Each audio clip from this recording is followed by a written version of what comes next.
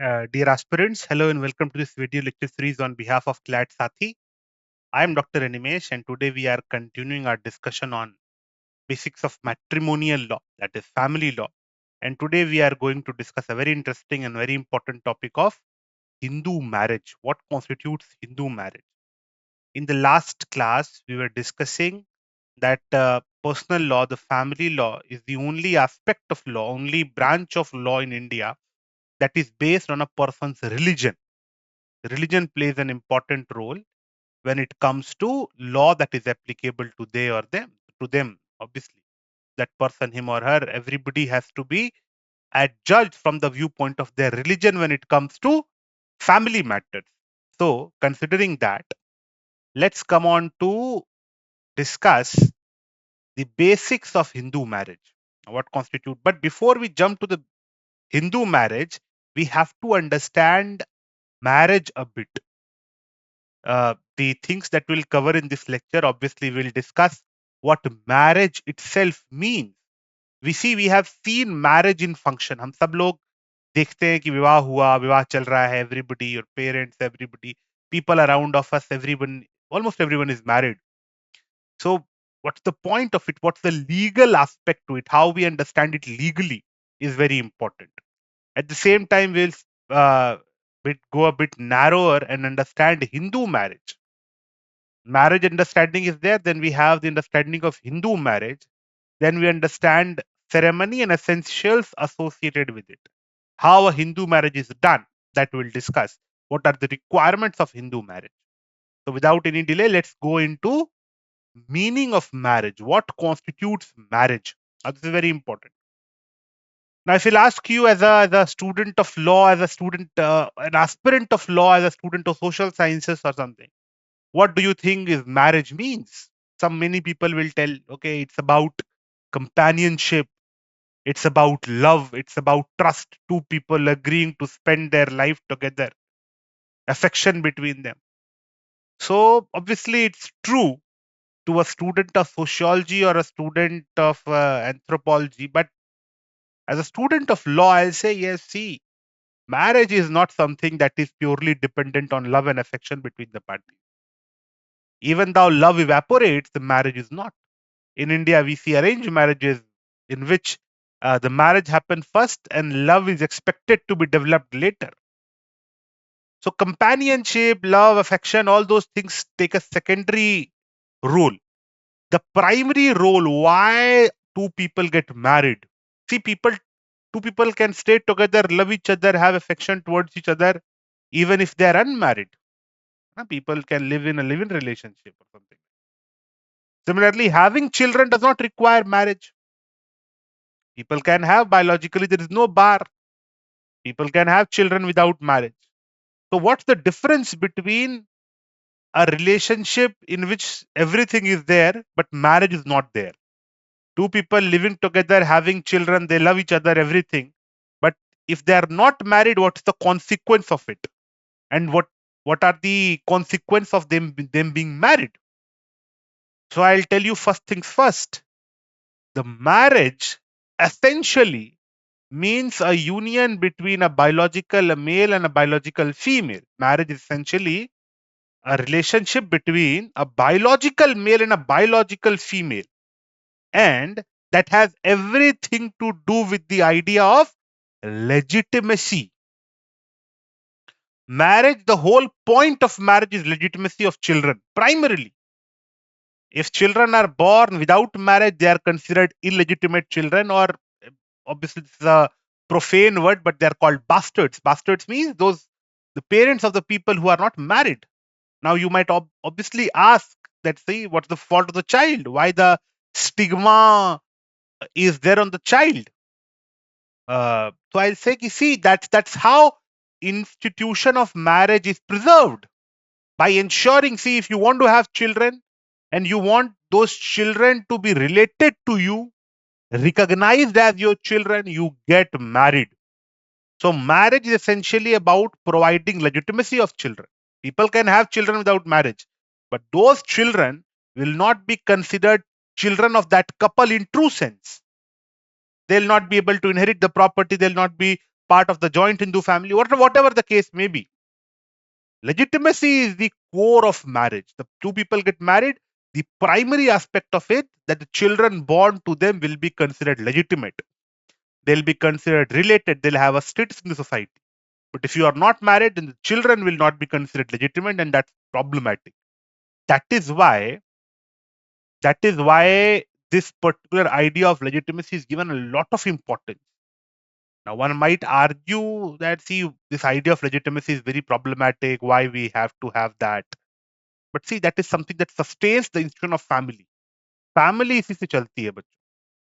The institution of marriage and institution of legitimacy are co-dependent on each other. Marriage से legitimacy आती है और legitimacy की वजह से मैरिज होती है. This is very important to understand.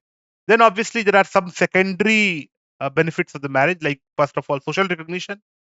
Social recognition, your society, you will have a prestige, you will have an honor, you will have a respect.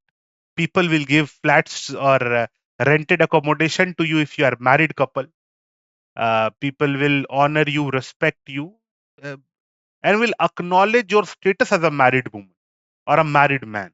So it's a very useful. That's why I see people say why the people go beyond their means, beyond their financial capacity to get married in lavish events. People spend a lot of money in marriage. They call a lot of people. Some might be related, some might be not be related. They come, they eat, and that's why, because when the marriage happens in front of thousands of people, it will get social recognition. Everybody knows that okay, these two people are married. Their relationship is valid. They deserve a certain kind of legitimacy to their institution, to their relationship, and honor to the relationship. Everything is there. So social recognition is very important. Okay. Then we have creation of mutual rights. See, the husband and wife, they have some mutual obligations towards each other. Husband has some obligation towards wife, wife has obligation towards husband. And this mutual obligation emerge only when the marriage happens. Like two people are in a romantic relationship, they can do breakup and nobody will be the wiser. They can break up, they can go in the separate ways. The law will not say anything. But if you want to take a divorce, obviously that's a big deal. Divorce, you'll have to go to court, file a tedious battle, obviously in Hindu law and special law. You'll have to go and you'll have to break your marriage after much controversy. After much, it will be talk of the town. And then two people get divorced. The law comes into picture. That's why, and because marriage creates mutual rights and obligation that can be enforced in the court. I suppose I have a wife and she says, okay, I'm in need of money. I say, I will not give you money. She can go to the court and say, my husband has an obligation to maintain me and I have to give her money. If I die, my wife will inherit my property. If my wife dies, I will inherit her property. That is creation of mutual right means. So if there is mutual rights and duties between the parties, this is very important to understand that only marriage creates such mutual rights and obligation. If you have a boyfriend or a girlfriend, if you will die, they'll not inherit your property. They cannot go to the court and enforce any right against you. So that is what is very important in relation to marriage. There is rights and duties associated with it. There are n number of obligations that are created. Like I can buy an insurance in the name of my wife. I can buy property in the name of my wife. Yes, okay. We can open a joint bank account, but I cannot do it with anyone else. That's very important and interesting to understand. Okay. And lastly, it strengthens family. The moment a person gets married, the society, both their family comes together. This is very important to understand. The moment a person gets married, he'll have a set of parents.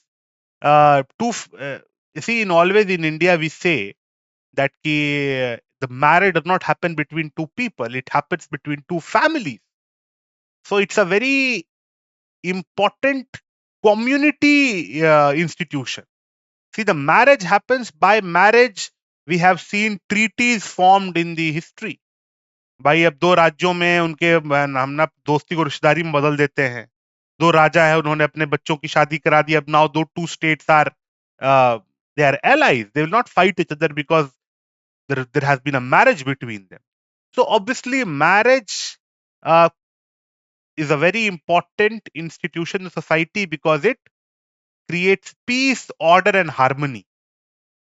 In Bharat, we know that even if somebody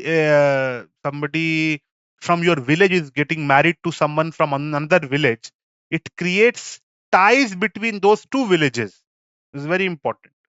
So in India, obviously the institution of family is very important. And marriage helps sustain that. Whenever marriage happens, two families come together, two communities come together, two families come together. It's very important and interesting to observe from a legal viewpoint and as a sociological viewpoint as well. So the marriage essentially it has everything to do with legitimacy of children, recognition, mutual rights are created, and strengthens the society. It strengthens the family and it strengthens the society as a whole. Okay, this is very important to understand. This is generic uh, idea of marriage. When it comes to Hindu marriage, this is very important. Hindu marriage is a unique institution because it's sacramental. Sacramental matlab dharmik, and it is contractual. So whether it's a sacrament, it's a religious bond, or it's a contractual bond between two people. This is always a question in the minds of students of Hindu law. Hindu law students will always be confused on this issue whether Hindu marriage is a sacrament or it's a contract. See, I'll tell you the nature of Hindu marriage. Hindu marriage has all the features that we discussed already, legitimacy and everything. But Hindu marriage is a religious matter as well. It is not a secular thing. It does not have a secular connotation to it. When the marriage happens, people get married because it's obligatory for them to get married. Vivah is one of the 16 sanskaras. Sanskaras essentially means very important functions of a human's life. Vivah is a sanskara. Everybody has to get married in order to fulfill their religious duties. We have to, the moment a person is born, he's born with certain duties, certain obligations, certain debts. There are three rin or debts to a person who is born. He has Pitru rin, he has Deva rin, and he has Rishi rin. You have a debt from ancestors, you have debt from gods, and you have debt from the sages, the rishis, and you have to pay them. And none of these obligations can be repaid without getting married because Pitru rin is paid after you have a child. The moment you have a child, you have furthered the line of your ancestors. They are happy. Then we have Devrin, Rishirin, you perform yajna and you protect the nation by having healthy and well-read offsprings and all. This is very important. You cannot perform a yajna without a spouse. So all those obligations are very important. All those obligations are very important. That's why Hindu marriage is considered a very religious, a very dharmic institution. Okay. So that's why Hindu marriage is unique in its approach. It has certain sacramental features. Obviously, the Hindu marriage or the law applicable to Hindu marriage has been transformed a lot by the 1955 Hindu Marriage Act. Prior to that, prior to 1955, the marriage was considered an indissoluble union. मतलब विवाह हो गया तो हो गया. There was no concept of divorce under Hindu law, traditional Shastric Hindu law. There is no term there is of vivah vikched or nothing. There is no term like talaq or divorce in Hindu law in the context of Hindu law. Marriage once happens, it happens. Saat janam, 7 lives the marriage will continue. That was our sacramental understanding. And because it had a sacramental understanding, it created some problems of its own.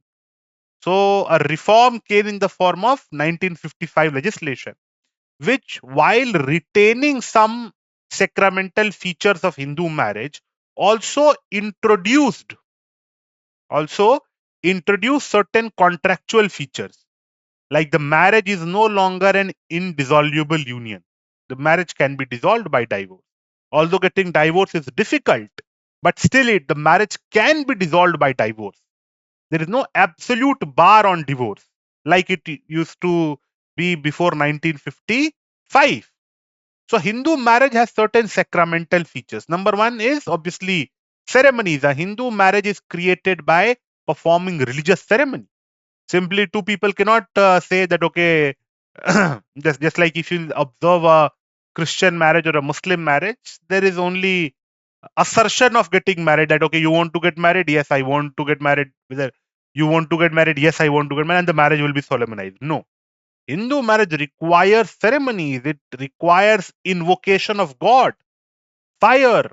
There are a number of ceremonies that are there that have to be performed. You must have seen a Hindu marriage. It's not two, it will not cannot be performed in 2 minutes. It will take time. It's a very lengthy ceremony. The priest comes and he performs a lot of rituals. So that is one sacramental feature of Hindu marriage which is being retained. Then Hindu marriage is difficult to dissolve. Obviously, that is also a sacramental feature. And the Hindu marriage sanctity. Divorce is difficult, and not only difficult, it's discouraged. So all those features of Hindu marriage can be considered be sacramental, while there are multiple contractual features as well, like the requirement of consent, like the requirement of um, age requirement. All those things are contractual in nature. Contract requires age and consent, and Hindu marriage also requires age and consent. Plus, it can be dissolved. So that is also is very unique as far as Hindu marriage is considered. Okay, it can be dissolved because Hindu marriage never had the concept of divorce, but it has been introduced. So the Hindu marriage, there are some sacramental features, some contractual features. You will get to know this in detail in your family law class when you will be in law school. But as of now, you must understand that Hindu marriage has both features. It has sacramental features as well as contractual features. Now let's talk about ceremonies of Hindu marriage. Now ceremony is something that creates marriage. Marriage और no marriage में अंतर ही किसका है? Ceremony का है. If ceremony happens, the marriage has happened. Now validity of marriage depends on the fulfillment of some other condition, whether that marriage is valid, void, voidable, whatever the case may be. But once ceremony happens, marriage has happened. This is the idea. Now the marriage can be void or illegal, but still we recognize it to some extent because ceremonies happened. If ceremony didn't happen, everything else, all the condition was satisfied, but ceremony didn't happen, it will be no marriage. यानी कि absolutely no consequence will flow from that marriage. वो marriage हुई ही नहीं. तो सबसे important aspect क्या है बच्चों हिंदू marriage का? Ceremony. Performing ceremony is very important, and you cannot simply exchange a ring and say we got married. No, ceremonies have to be performed. Generally, the ceremonies which have to be performed depends on the communities the party belongs. Whatever ceremony that is prevalent in your community of either party, whatever ceremony is prevalent in your community, if that ceremony is performed, the marriage is considered valid. In India, we are a diverse country. Although majority of the Hindus, they follow Vedic ceremonies. Now, Vedic ceremony you must have seen in some form of the or the other. Vedic ceremony can be in the form of yes, there are few ceremonies that are really important, like Kanyadan. You must have seen, like you must have seen Pani Grahan. The girl's hand is put in the hands, bride's hand is put in the hands of the groom, and then we Agni Parinay Phere, then the Saptapadi, which is considered very essential ceremony.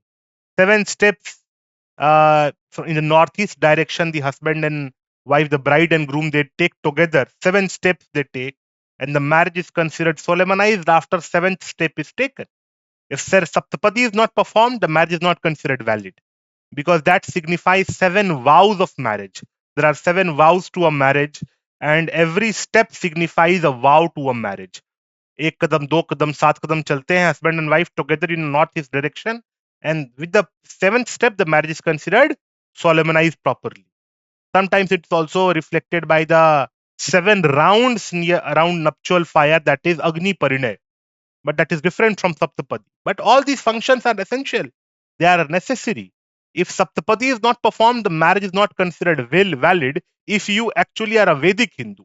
But if you are not a Vedic Hindu, suppose a person is a Sikh or a person is a Buddhist, or even among Vedic Hindus, a person follows a different community. So if a person has some unique custom by which a marriage can be performed, like in some tribes there is a very separate and distinct ceremony of marriage. If such a ceremony is performed, then the marriage is considered valid, provided it should be applicable to one of the parties. Like, I'll give you an example. Suppose in a marriage, one party is a Hindu and one party is a Sikh, Vedic Hindu, and one party is a Sikh. Now that Vedic Hindu, if the marriage is performed by following Saptapadi and ke phere le liye, that is also valid. But if both the parties goes to a Gurudwara and performed Anant Karaj is a Sikh wedding ceremony, that is also will be considered valid, because one party is a Hindu, Vedic Hindu, and the party is a Sikh. So if the parties go through Saptapadi, that is also valid. The parties go through Anant Karaj, that is also valid, because the customs applicable to either party has been fulfilled. That will be considered valid marriage. There's no problem. And it will be material whether that who is the bride, who is the groom. Suppose if the bride is a Sikh and the groom is a Hindu, Vedic Hindu, still Anant Karaj will be considered valid. Similarly, if the groom is Sikh, the bride is Vedic Hindu, Saptapadi is followed, the marriage will be considered valid for all intent and purposes. So whatever customs are applicable to you, if you can prove that in my community, this is the custom that has to be followed, and that custom has been followed, the marriage is considered valid. The most popular and general custom that is followed among Vedic Hindus, which constitute a majority, is Saptapadi is the essential ceremony. Apart from Saptapadi, Agni Parinay, Phere, or Kanyadan and Pani Grahan is considered important ceremonies. So ceremonies must be performed. And you cannot invent ceremony. You cannot go and you can say simply, I have made a new ceremony, I will go and I will exchange rings in front of the moon, and all those is nonsense. The marriage will not be solemnized. If the marriage has to be solemnized, it has to be solemnized following the rituals applicable to the parties, applicable to either party.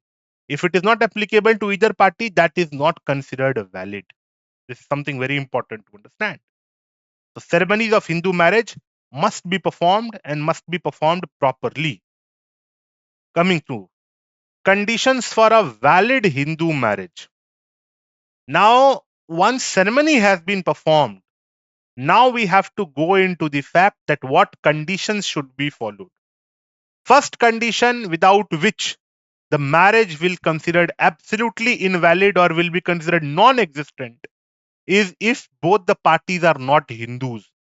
If one of the parties is non-Hindu, then the marriage cannot be solemnized. Hindu marriage requires both the parties to be a Hindu. And Hindu, when I'm saying Hindu, it comes with a very nationalist connotation, meaning thereby every person who is either Hindu, Buddhist, Sikh, Jain, or not a Muslim, Christian, Jew, or Parsi. Any person who is not a Muslim, Christian, Jew, Parsi and lives in India is considered a Hindu. Both the parties must be Hindu at the time of marriage. Let's say one of the party was not Hindu at the time of marriage, but later converts into Hinduism. Whether the marriage will be considered valid? Answer is no.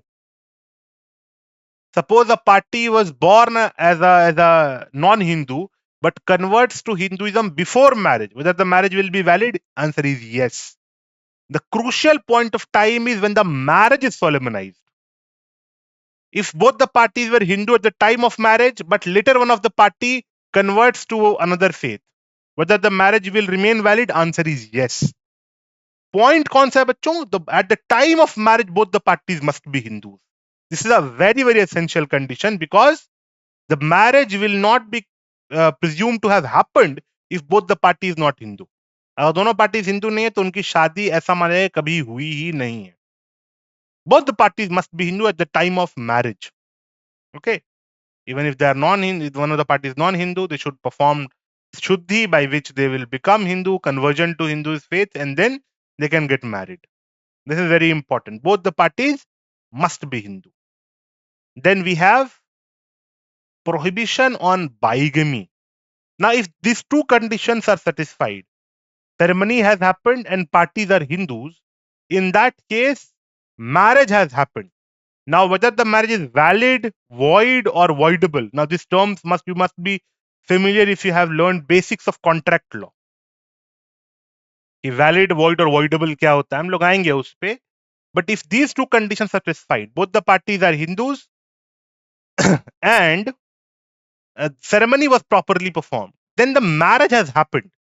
Marriage has happened. Now we will see what will make a marriage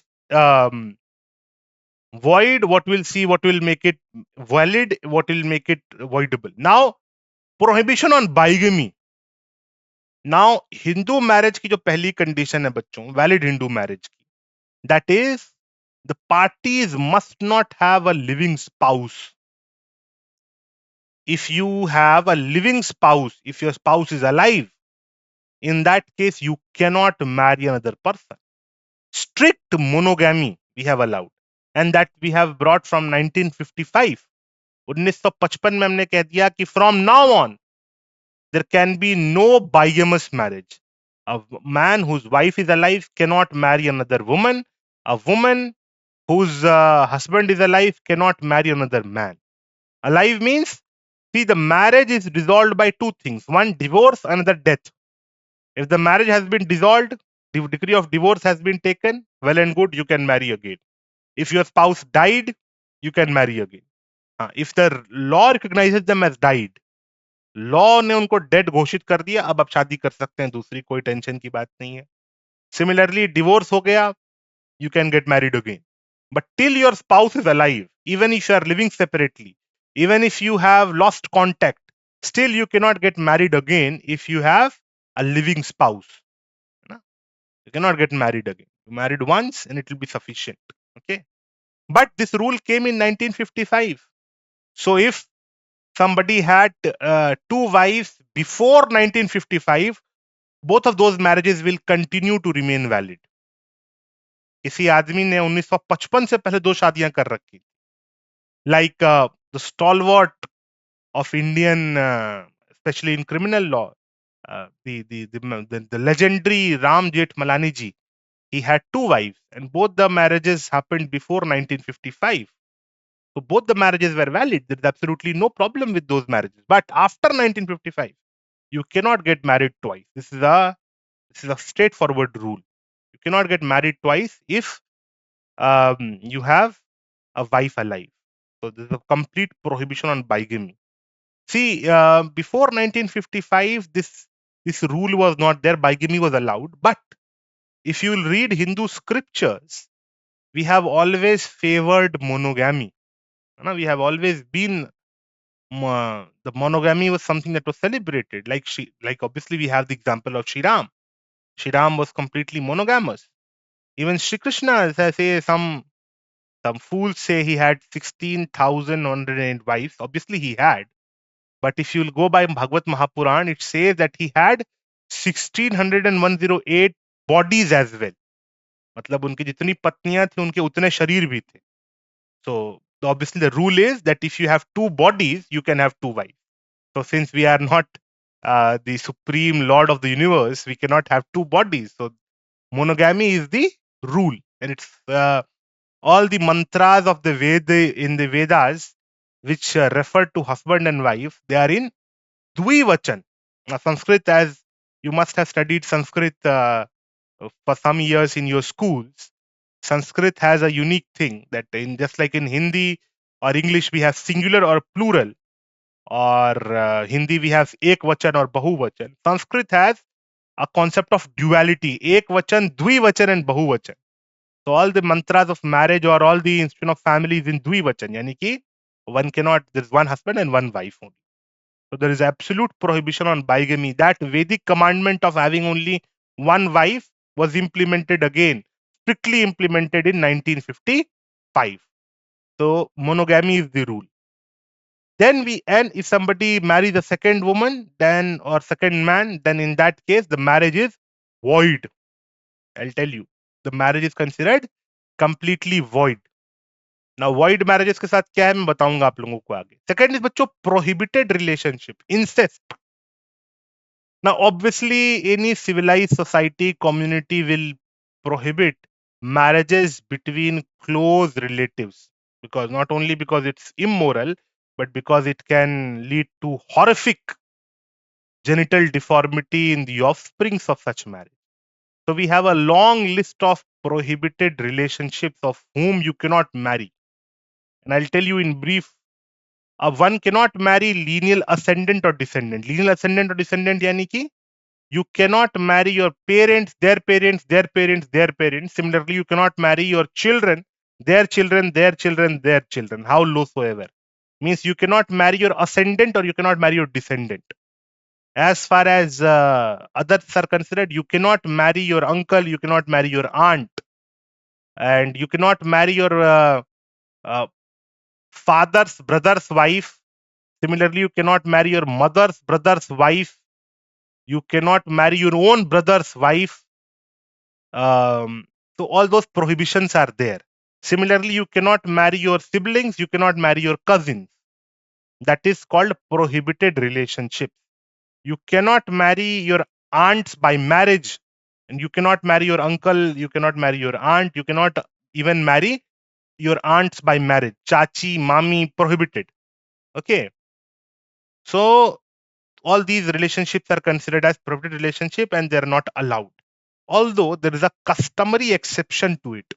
Customary exceptions to it means that in some communities, if there is a custom of marrying your close relative, which are generally considered prohibited, then it is considered allowed, which I believe is problematic. But still, the Hindu Marriage Act allows, like your brother's wife after brother's death. In some communities, this is considered an acceptable practice to get a woman married to his husband's brother. That if a woman becomes widowed, husband's brother, it is prohibited under Hindu law. Hindu Marriage Act prohibits it, but if the custom allows, the law also allows it. मैंने बताया ना, customs are considered very important in Hindu law. The customs are considered very important. Then see, in some part of Bharat, it is considered permissible for a woman to marry maternal uncle. Now this is problematic. This is very problematic. But still, if there is a custom to that effect, it's considered allowed because customary exception is there. Baki, obviously, it's horrific. It's problematic to many extent. But obviously, because we have studied biology and we understood that, see, if a woman marries her maternal uncle, a maternal uncle marries niece, how problematic this will be genetically. Uh, but nonetheless, we allow as such. But such ratio has gone down very significantly. People have become aware, and now those marriages are rare. Then we have something called Sapinda marriages. Sapinda marriage is simply you must not have a common ancestor. The bride and bridegroom, they must not have a common ancestor. 5 generations from father's side and 3 generations from mother's side. If you have a common ancestor, yani you cannot marry your first cousin, you cannot marry your second cousin, you cannot marry your third cousin. It's considered prohibited. If you have a common ancestor up to 5 generations, when you are tracing through your father, you will see that you should not have a common ancestor with the bride up to 5 generations and 3 generations from the side of the mother. Although in traditional Hindu law, it was 7 generations from the side of father and 5 generations from the mother. So, yani ki there should be absolutely no overlapping of genes. See, the biology found it, the science found it recently that how problematic it is to marry close relatives. The Shastras, thousands and thousands of years ago, they knew that the genes should not overlap. So 7 generation, Dharma says 7 generation, 5 generation. Law, Hindu law says 5 generation and 3 generation. You must not have a common ancestor. You must not have a common ancestor with the bride. If you are a groom, you must not have a common ancestor with the bride. Obviously, the bride and groom, they must not have a common ancestor because Overlapping of genes becomes problematic. Sapinda means part of the same meat. Sapinda is can be defined as the uh, it's a simply a piece of meat, and piece of meat means obviously if I have an ancestor, I carry that person's genes. I'm that person's flesh and blood.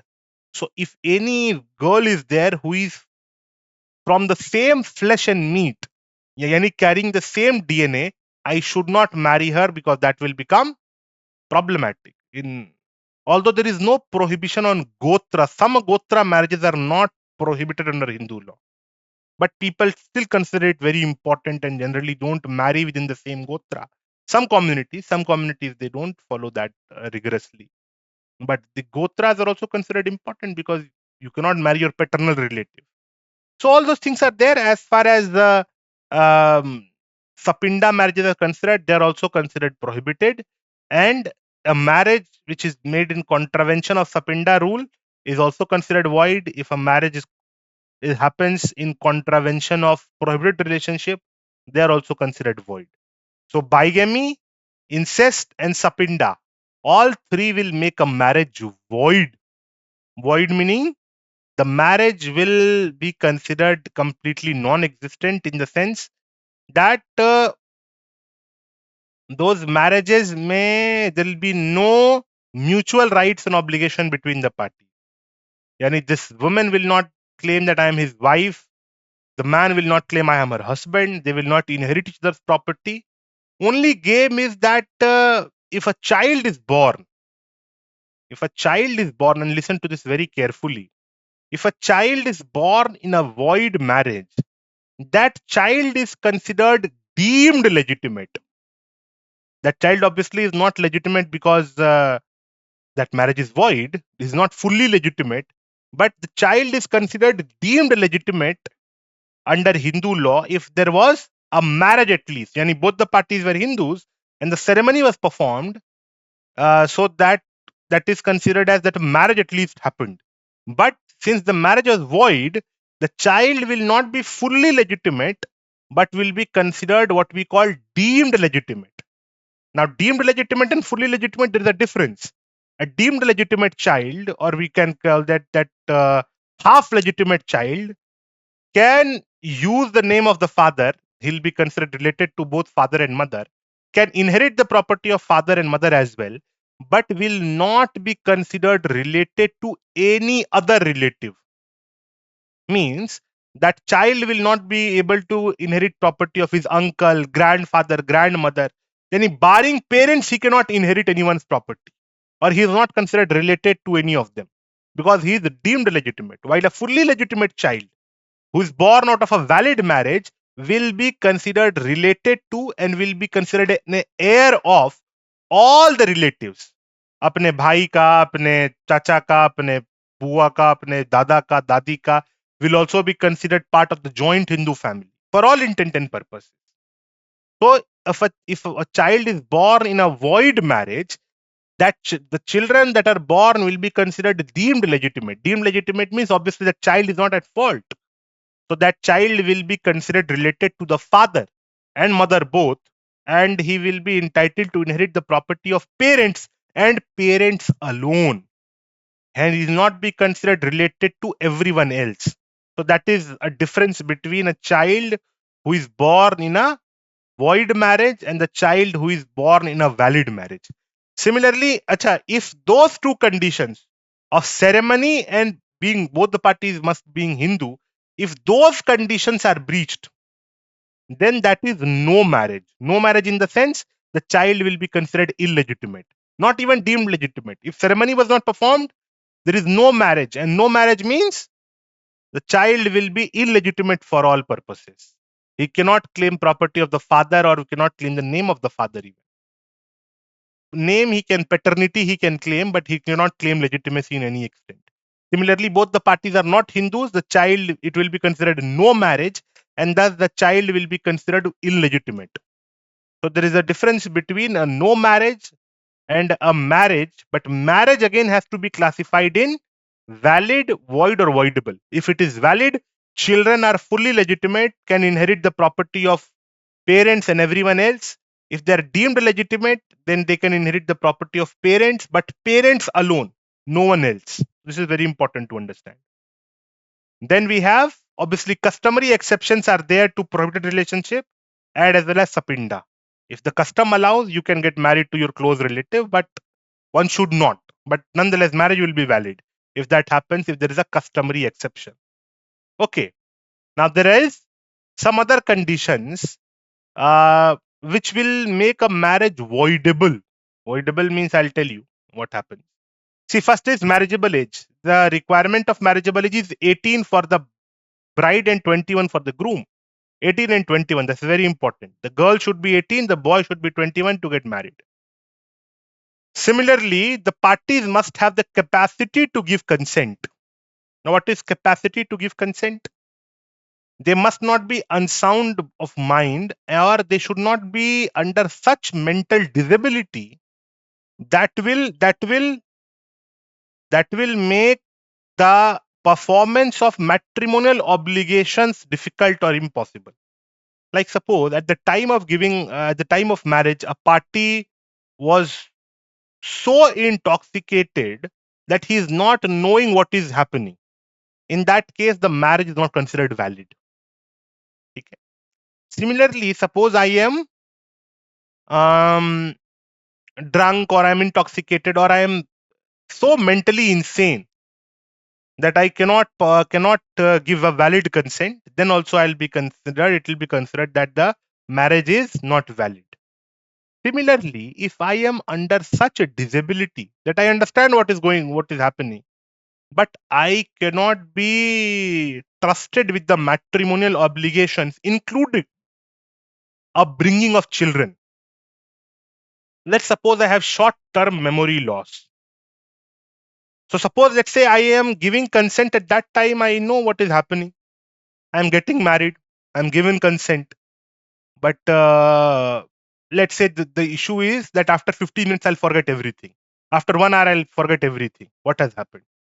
So whether it can be considered that I am fit for performing matrimonial obligations, because I told you, marriage जो है भाई वो it's not a garden of roses, है ना? It's problem. There is some obligation associated with it. It is duty. Marriage में धर्म बड़ा important है. There has to be duties that has to be followed. So if I am having a problem of short-term memory loss, can it be considered can it be considered proper? Can it be considered okay for me to get married, and will I be considered capable of performing matrimonial obligations? No. Even if I get married, I'll forget who my wife is or who my husband is. Or if I have a children, how will I take care of that child? All of these things have to be considered. So a soundness of mind will make the consent invalid. Okay? So if a person is not of marriageable age, or does not have a capacity, then it makes the marriage voidable. Voidable means the party can go to the court and say, sir, we got married, but I do not want to continue with this marriage. Let me get divorced. Give me nullity of marriage. You can kindly give me, because see, even though I got married, I don't want to live together. Although marriageable age as far as considered, it's 18 and 21. The prohibition related to it is covered under Prohibition of Child Marriage Act, and PCMA. Now that we will discuss in the next lecture in great detail. This is very important to understand. We'll discuss it in great detail, how child marriage works, what are the prohibitions, what are the problems with it. We'll discuss in great detail. But you have to understand, in a void marriage, the marriage is considered void from the very beginning. There's no obligation, matrimonial obligations between the parties. But a voidable marriage, some instance of it we'll discuss in the next class as well. Nullity of marriage हम लोग discuss करेंगे. If the marriage is voidable, then it is considered valid till it is declared void. Yani the parties will have to go to the court and say, ki, sir, my marriage is voidable and I want to annul it. I want to get a decree of nullity. And the court, if they think that yes, the marriage is voidable, they will declare it annulled or they will declare it invalid, and the marriage will become void. But it is not void ab initio. Just like in contract, some contracts are void ab initio from the very beginning, but some contracts are voidable. So voidable contracts में जैसे होता है, same happens in voidable marriage. You will have to go to the court and you have to get a decree of nullity कि sir, the contract or the marriage happened, but it's not validly happened and I want this marriage to be over. Then the court will grant you decree of nullity. But if you choose not to go to the court, the marriage will remain valid for all intent and purposes. This is very important to understand. So these are some aspects which are very essential to understand in the basics of Hindu law. See, there are lot of complications, but as far as basics is considered, I have tried to cover it. So I hope you got some idea about it. So there are, under Hindu Marriage Act, there are 5 primary essential conditions that are there written in section 5. Is obviously bigamy, prohibition of bigamy. Bigamy is not allowed. Then prohibition on sapinda relationship, prohibited relationship, and then age and consent. These conditions are there. The first 3 conditions that we discussed, bigamy, prohibited relationship, and sapinda, this will make a marriage void. And when I say void, it means that the parties will not have any rights and duties and obligations towards each other. Their marriage will have no consequence, except if a child is born, that child will be considered deemed legitimate. And I differentiated a child who is deemed legitimate with a child who is fully legitimate by that the deemed legitimate child will inherit the property of the parents or will be considered related to the parents, but parents alone. A child who is fully legitimate is considered related to all other relatives. Suppose my brother has a bigamous marriage and has a child from that marriage. That child, since that marriage is bigamous, that marriage is void. And that child who is biologically my nephew will not be considered related to me. So suppose I die without leaving an heir. Now my nephew cannot claim my property because he is deemed legitimate. Okay. But suppose my brother has a valid marriage and then he has a child. Now that child who is also biologically my nephew and will be considered as my nephew in law as well, and will be considered related to me and will inherit my property if I do not have any closer heir. So this is very important. Although even in bigamous marriage, that child who is born out of bigamous marriage will inherit property of my brother, but will not inherit my property. But if he is a fully legitimate child, he will inherit the property of my brother as well as my property. So this is very important to understand. So there are children who are deemed legitimate and there are children who are fully legitimate. Okay. So, okay, that brings us to conclusion of it. Keep learning. Next, we'll learn special and Muslim marriage. But I believe before that, today we have left us a certain topic, that is child marriage and nullity of marriage. That we will discuss in detail. So, thank you so much, Bacho, for being patient listeners.